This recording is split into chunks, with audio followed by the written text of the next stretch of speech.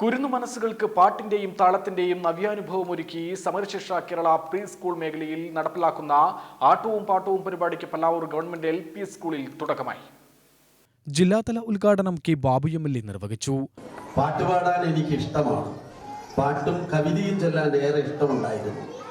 പാടുകയും കവിത ചൊല്ലുകയും ചെയ്തിരുന്നു.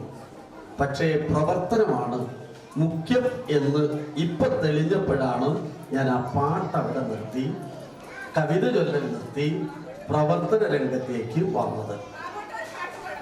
ഒരു ജനപ്രതിനിധിയാകുമ്പോൾ ഏറ്റവും കൂടുതൽ ഊന്നൽ കൊടുക്കേണ്ടത് പ്രവർത്തനത്തിനാണ്. ആ പ്രവർത്തനം ഈ സ്കൂളിൽ പ്രാവർത്തികമാക്കാൻ പണ്ട് മുതലേ ശ്രമിച്ചിട്ടുള്ള ഒരു വ്യക്തിയാണ് ഞാൻ.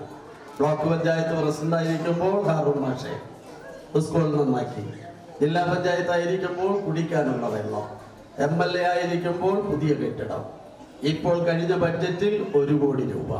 ഇതാണ് പ്രവർത്തനം എന്ന് പറയുന്നത്. പാട്ട് പിന്നെയാണ്, പാട്ട് പിന്നെ മതി, പക്ഷെ പ്രവർത്തനത്തിനാണ് ഏറ്റവും ഊന്നൽ കൊടുക്കുന്നത്, അല്ലേ? ഗ്രാമപഞ്ചായത്ത് പ്രസിഡന്റ് L സായിരാധ അധ്യക്ഷത വഹിച്ചു. Block panchayat president C Leelamani, Kollengode AEO Ashimol Kuriachan എന്നിവർ വിശിഷ്ടാതിഥികളായി പങ്കെടുത്തു.